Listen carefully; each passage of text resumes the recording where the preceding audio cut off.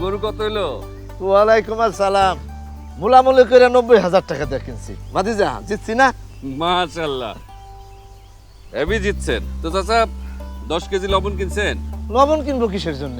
আবার 10 কেজি? চাচা মনোযোগ দিয়ে শোনেন, গরু বা মহিষের ক্ষেত্রে চামড়া প্রতি 8 থেকে 10 কেজি এবং ছাগল বা ভেড়ার ক্ষেত্রে 3 থেকে 4 কেজি লবণ চামড়া সারাবার 4 থেকে 5 ঘন্টার মধ্যে অবশ্যই চামড়া সংরক্ষণের জন্য লাগাতে হবে।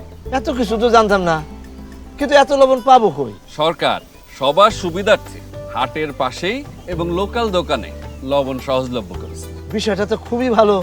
আরো বিস্তারিত কিছু জানতে চাইলে লবণ সংক্রান্ত হটলাইন নাম্বারে যোগাযোগ করবেন। আরেকটা কথা চাচা, এবার কিন্তু কোরবানির পরের 7 দিন ঢাকা শহরের ভেতর কোনো কোরবানির পশুর চামড়া আসবেও না, বেরও হবে না। সেক্ষেত্রে প্রশাসনের সহায়তায় বিদ্যমান হাটবাজারে অথবা অস্থায়ী শেডে কোরবানির পশুর চামড়া সংরক্ষণ করতে হবে। চমৎকার ব্যবস্থা। হ্যাঁ হ্যাঁ, শোনো ভাতিজা, আমি এখন যাই। ঈদের দিন কিন্তু বাসিতে আসবা। ইনশাআল্লাহ। চাচিরে সালাম দিয়ে। আসসালামু আলাইকুম। আয় আয় আয়। সঠিকভাবে চামড়া সংরক্ষণ করি, জাতীয় সম্পদ রক্ষা করি। জনস্বার্থে শিল্প মন্ত্রণালয়।